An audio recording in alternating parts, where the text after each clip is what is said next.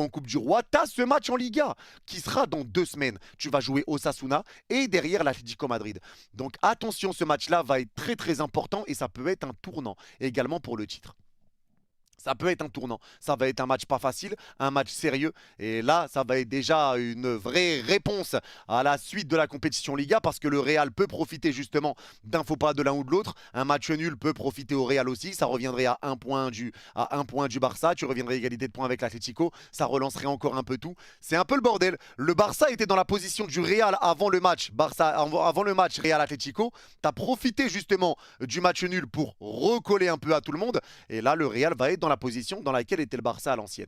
Donc on verra ce que ça va donner, mais en tout cas, rien n'est joué. Même si là, il y a entre guillemets 4 points presque d'avance pour le Barça face au Real. Mais aujourd'hui, sur ce match, ça a été un match qui avait commencé assez difficilement pour le Barça. C'était un Barça qui mettait pas réellement en place son pressing, et je pense que vous l'avez ressenti sur les 15 premières minutes. C'est un match où, pour moi, la Sociedad est plus dangereux. La Sociedad arrive à récupérer des ballons. Le Barça a des petites situations, mais il rate la dernière passe. La passe est trop longue, tu la mets en 6 mètres, tu la rends à Remiro, tu te rates un petit peu. Donc, tu n'es pas dangereux, tu n'as pas d'occasion à ce moment-là. Les 15 premières minutes, la Sociedad a quand même des situations. Il marque un but hors jeu.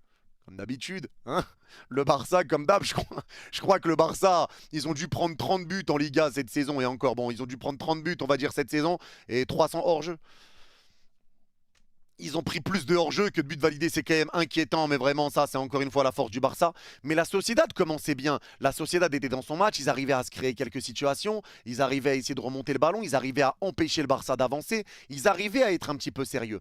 Le Barça avait un petit peu de mal sur le premier quart d'heure, jusqu'à ce moment où Koubarsi met une belle passe à Rafinha, Rafinha dos au but qui dévie le ballon pour Levan, super ballon piqué pour Olmo, Olmo part au but, il se fait retenir, carton rouge. Et là les gars, il n'y a pas photo, il y a carton rouge. Là, il n'y a pas de, me parlez pas de je ne sais quoi, il y a carton rouge. Le rouge est mérité. Et pour tous ceux qui vont dire, oui, mais heureusement pour eux, le Barça qu'ils ont pris, que la Sociedad a pris un rouge, sinon le Barça n'aurait jamais gagné, qu'est-ce que t'en sais? Parce que là, Dani Olmo partait seul. Dani Olmo partait seul. Dani Olmo allait avoir un face-à-face, face à Remiro. Qu'est-ce que t'en sais qu'il allait le mettre ou pas? Dans tous les cas, on ne le saura jamais. Peut-être qu'il l'aurait mis. Peut-être que le Barça derrière se serait mis en confiance. Le Barça a fait une mauvaise entame. Ça arrive. Ça arrive. Le match n'était pas fini. Et dans tous les cas, il y a ce carton rouge. Ce carton rouge est mérité. C'est un fait de jeu. C'est un fait de jeu. Il y a rouge. Fini. Il n'y a même pas besoin de parler de oui, mais s'il n'y avait pas rouge, il y a rouge. Il y a faute. Olmo était seul. Il y a rouge. Fin, sujet clos. Pas besoin d'aller plus loin. Il y a rouge matin, midi, soir. Il n'y a même pas besoin d'aller plus loin. Et là, il faut dire la vérité. Il ne faut pas commencer à dire ce rouge, oui, gâche entre guillemets le suspense du match, etc. Parce que le Barça derrière a poussé. Et encore, fallait-il vraiment pousser? Parce que vraiment, c'était quand même impressionnant ce qu'ils ont fait derrière le Barça. Mais il y a ce rouge qui peut tuer, entre guillemets, comme je vous ai dit, le suspense. Mais à un moment donné, quand il y a des rouges qui arrivent, on dit que ça fait partie du jeu, que c'est normal, qu'il y a faute. Quand le Barça a pris rouge contre le PSG, contre nous, quand vous prenez rouge, c'était le jeu. C'est le jeu, il y a rouge, il y a faute, c'est le jeu, c'est tout. Et tout le monde l'a dit. Donc là, il faut le dire aussi, il y a rouge, c'est tout, ça fait partie du jeu. Il y a rouge, c'est le football. Il y a faute, faute d'anti-jeu, Olmo partait seul, rouge, sujet clos. Pas besoin d'aller plus loin et de se faire des films. Est-ce que le Barça aurait perdu? Ouais, mais ils auraient perdu s'il n'y avait pas rouge. Eh ben, il y a rouge. Ah. Ouais, dis tout ce que tu veux, mais il y a rouge. C'est tout, il y a rouge. Pas besoin d'aller plus loin. Et malgré tout ça, les gars, pour tous ceux qui vont dire oui, mais encore une fois, encore heureux qu'ils étaient 10, parce que sinon le Barça n'aurait jamais fait ça, les gars, regardez encore une fois les stats. À 10 contre 11, ça justifie une domination pareille, 33 tirs à 0. À 10 contre 11, c'est pas parce que t'es 10 que tu tires pas quand même. C'est pas parce que, les gars, regardez les stats. C'est pas parce que t'es 10 que tu tires pas. Les gars, la performance du Barça ce soir, à partir du carton rouge, ça a été autre chose. J'ai senti, en fait, moi j'ai la sensation que ce Barça-là, à chaque fois qu'il y a quelque chose à faire en Liga, que t'as l'occasion de repasser leader, qu'il y a une équipe qui a fait un faux pas, le Barça, j'ai l'impression qu'ils ont peur un peu. Et je l'ai senti dès les premières minutes, le Barça pressait pas.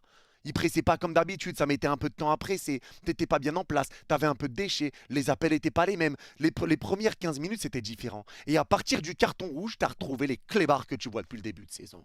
Les clébards qui courent partout, qui te lâchent pas. Qui te lâchent pas. T'essayes de dégager un ballon, il y a un Barcelonais, tu lèves la tête, il y a deux Barcelonais. Je l'ai déjà dit, mais le Barça, leur pressing, c'est une dinguerie. Toi, tu demandes la balle. Je suis là, je suis là. Tu reçois le ballon. Le ballon arrive. Hop, tu regardes le ballon. Tu contrôles. Tu relèves ta tête. Pedri. Casado. Araujo. Ils te regardent tous. Ils sont tous déjà là. Ils t'attendent. Ils sont tous déjà là. Et là, tu le faisais pas sur les 15 premières minutes. Donc, j'ai l'impression que tu as été libéré par le carton rouge, que ça t'a enlevé un poids et qu'à partir de là, tu es vraiment rentré dans ton match et que tu as poussé. Là, tu as poussé, tu as été concentré et là, tu as revu le grand Barça. Et là, ça a été un Barça qui a été en roue libre. Encore une fois, avec les ballons tous récupérés, un gros pressing. La Sociedad partait même plus dans ta moitié de terrain. Je crois qu'ils ont été 2 fois dans ta moitié de terrain après le carton rouge. 2 fois. Tu les as fumés. Et un carton rouge ne justifie pas tout ça. Tu peux te créer des occasions à 10 contre 11. Tu as des occasions de tir. Tu as des occasions de frappe. Oui, tu vas subir. Oui, ça va être dur. Mais de là à tirer 0 fois, oh, quand même. Quand même.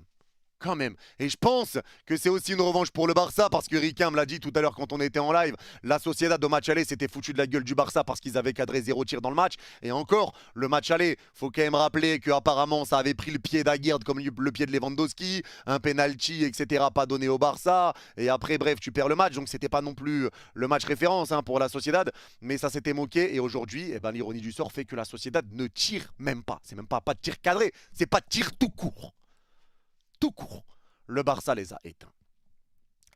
Ça a été une hyper domination. Le Barça a été impressionnant encore une fois, très bon pressing, très bonne récupération, les seconds ballons, des bonnes combinaisons, ça combinait bien, des bons appels de balles, t'es bien servi, un jeu collectif, un jeu d'équipe, des bons retours défensifs, un bon pressing. Encore une fois, c'est une équipe. Le Barça, c'est une équipe qui court ensemble, qui joue ensemble, qui évolue ensemble, où personne n'est vraiment matrixé aussi par les stats. Et j'ai l'impression de dire un peu ce que je dis avec le PSG, mais c'est vraiment une équipe. C'est une équipe et c'est une force d'équipe, c'est une force collective, cette équipe du Barça, avec des jeunes joueurs. Ils sont très jeunes. Et c'est peut-être pour ça aussi qu'on a senti qu'il y avait ce stress dans les 15 premières minutes à chaque fois que tu as quelque chose à aller jouer.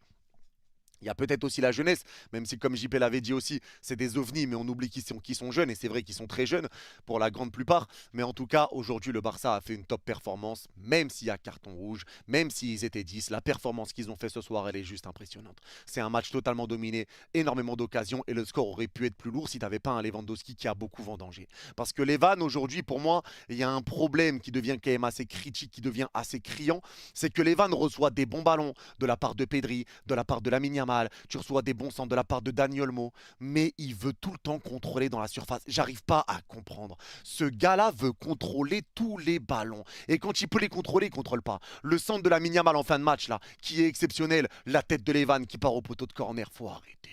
Faut arrêter. La passe d'Olmo, ta langue de frappe, tu contrôles, tu marches un peu sur la balle, la défense revient. Faut arrêter. T'as une passe dans la surface de Pedri qui est sublime. Il y a 2 joueurs qui sont un peu loin de toi. Tu contrôles, les 2 joueurs arrivent. Faut arrêter. Mais il tire. Je sais pas qui tire. Mais le pire, c'est qu'il a 34 buts cette saison, Levan.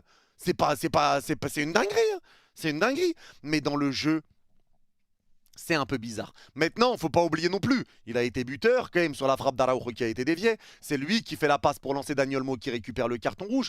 Il a eu quelques passes dans le jeu qui ont été pas mauvaises. Mais aujourd'hui, pour moi, Levan, c'est un peu du 50-50. C'est pas dégueulasse, il a staté, mais trop de ratés. S'il rate pas, les gars, aujourd'hui, il y a 7-8-0 pour le Barça. Et c'est une réalité, il y a trop de ratés. Il y a trop de ratés chez les Vannes. Et tu as même senti des fois Lamine Yamal frustré par les ratés parce que ça donne pas des stats à tes coéquipiers. Ça donne pas de stats à tes coéquipiers. Donc aujourd'hui, pour moi, ça a été le problème de Lewandowski. Lamine Yamal, par contre, sur le côté droit, les gars. Lamine Yamal, pour tous ceux qui disent oui, il est surcoté. Déjà, je rappelle encore une fois que ce gars a 17 ans. Mais là, les gars, il fait encore une fois fermer des bouches. Lamine Yamal, aujourd'hui, sur le côté, ça a été incroyable. Match extraordinaire de la part de Lamine Yamal. J'ai pas d'autres mots. J'ai pas d'autres mots. Aujourd'hui, il a été stratosphérique. Il a été stratosphérique. Les prises de balles, les 1 contre 1, les 1 contre 2, les dribbles. Il part repiquer dans l'axe, les centres, les passes, les combinaisons. Il a été monstrueux. Et il y en a quand même qui disent, oui, Lamine Yamal, il commence à être frustré de ne pas marquer. Il est frustré, ça se sent, etc. Mais les gars, là, vous trouvez que Lamine Yamal est frustré? Au vu du match qu'il a fait, le travail qu'il a fait sur le côté droit, le premier but, je vous rappelle que c'est lui qui a la balle côté droit. Il y a 2 joueurs devant lui. Il les malaxe tous les 2. Il repart côté droit, il accélère, il les remalaxe tous les 2. Il pousse sa balle. Fin de centre, crochet. L'autre, il tombe sur le cul. Père de famille, papa, fils devant la télé, fiston. Papa, c'est toi, fiston, pardon. Pardon, fils. Et Lamine Yamal part dans ton dos. Oh, Samuel. Et toi, t'es sur le popotin. T'es sur le popotin. Tu tournes la tête, Lamine donne à Olmo. Olmo centre, frappe de Gérard Martin, 1-0. T'es sur le popotin. Fils devant la télé. C'est quand même c'est quand même inquiétant, les gars. C'est quand même inquiétant. Lamine Yamal a fait un match monstrueux aujourd'hui et son travail est grand, son travail est hors norme, sa précision de passe. Il aurait pu être passeur décisif. Il est souvent passeur du passeur. En fait, j'ai l'impression que beaucoup avec Lamine Yamal sont encore plus durs en termes de stats qu'avec d'autres. Tu ressens, oui, que Lamine Yamal veut marquer. Il a essayé de pousser pour marquer, mais aujourd'hui, moi, je ne trouve pas que Lamine Yamal a été égoïste ou autre. Lamine a donné des ballons, Lamine a servi. Il y a des moments où il a tenté des frappes parce qu'il est bien placé, encore heureux qu'il tente des tirs. C'est pas des tirs de fou furieux qu'il a tenté. C'est pas un truc où il y a des joueurs mieux placés ou autres. Il a tenté de temps en temps. De temps en temps. Sinon, il a mis des bons ballons, mais il est souvent passeur du passeur. Mais je trouve que beaucoup sont durs avec Lamine parce qu'il ne state pas. Mais aujourd'hui, le premier but, il vient de lui. C'est lui qui donne le ballon à Olmo après un travail sur le côté droit, encore une fois.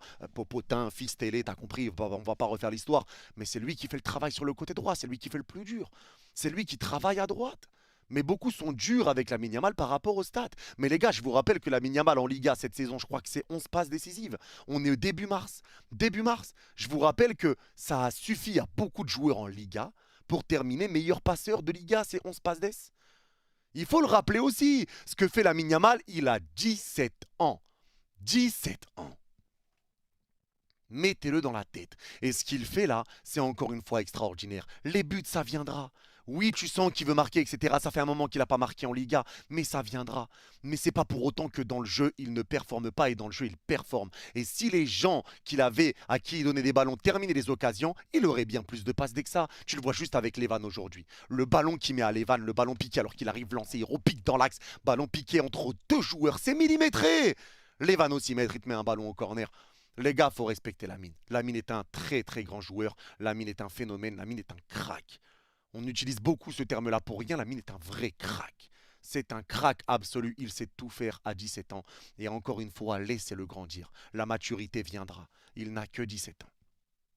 Et ce qu'il fait, c'est déjà de la magie. Mais encore une fois, gros match de la part de Lamine Yamal. Il a été hors norme. Et Dani Olmo lui aussi. Dani Olmo juste impressionnant aujourd'hui. Match extraordinaire de la part d'Olmo. Les gars, les prises de balles d'Olmo aujourd'hui, c'était juste phénoménal. Il était, je crois, sur 2 mauvais matchs de suite, Dani Olmo. Aujourd'hui, ça a été trop. Aujourd'hui, les prises de balles. Encore une fois, à chaque fois qu'il a le ballon, tu as l'impression que le temps s'arrête. Et pour moi, il y a 2 joueurs avec qui ça fait ça, c'est Olmo et Pedri. Aujourd'hui, les gars, Dani Olmo, quand il reçoit le ballon de Lamine Yamal dans la surface, Olmo contrôle. Il y a tous les joueurs de la Sociedad dans la surface. Il faut se rendre compte, parce que la Sociedad est à 10. Il contrôle, il ne regarde même pas à droite. Il ne regarde même pas. Il contrôle, il donne la balle. Tout le temps s'arrête. La passe est magnifique, ça revient sur Martin qui arrive lancé, frappe, but. Mais à chaque fois que le mot touche la balle, le temps s'arrête. Il y a quelque chose qui se passe. Ses prises de balle, ses passes, sa vision de jeu, ses remontées de ballon, sous pression, bam, il se retourne, il accélère entre 2 joueurs, il porte la balle, il porte, il donne, il peut marquer. Les gars, j'ai envie de dire limite Dani Olmo, faudrait peut-être tester F9. Faudrait peut-être essayer de voir parce que l'impact qu'a ce joueur, le match qui sort encore, le niveau qu'a ce joueur, vraiment il fait du bien à cette équipe. Dani Olmo a été hors norme aujourd'hui, il a été buteur, il a été passeur sur une frappe qui a été déviée par Casado, hein. Content Casado. Mais même sur ces buts-là, tu vois que tout le monde vient, ils encerclent tout le monde, ils félicitent, tout ça. Premier but pour Casado avec le Barça, un but un peu gag, mais c'est drôle. C'est drôle et Dani Olmo rigole lui aussi, tout le monde rigole, mais en tout cas, Dani Olmo a fait un énorme match aujourd'hui. Il a été encore une fois monstrueux. Non, il n'a pas été buteur, pardon. 2 passes D, pardon, Dani Olmo. 2 passes D, il a été énorme aujourd'hui. Un vrai numéro 10, un vrai rôle de numéro 10 et il a été très, très, très, très grand. Encore une fois, Pedri a été lui aussi monstrueux. Un grand Pedri et lui, c'est juste impressionnant. Pour moi, de toute façon, c'est le meilleur milieu de terrain du monde à l'heure où on parle. Ce joueur-là, c'est impressionnant. Sous pression, pris par 2 joueurs, il est déjà dos au but. Il se retourne, il court, il se retourne, il donne la balle. Il récupère des ballons, t'es pressé, tu donnes le ballon millimétré. Précision, ressortie de balle, calme, sang-froid, vision de jeu, tir. Il t'a envoyé une minace au 25 mètres sur la barre dans un angle un peu fermé, excentré. Il t'a mis une minace sur la barre ou le poteau là.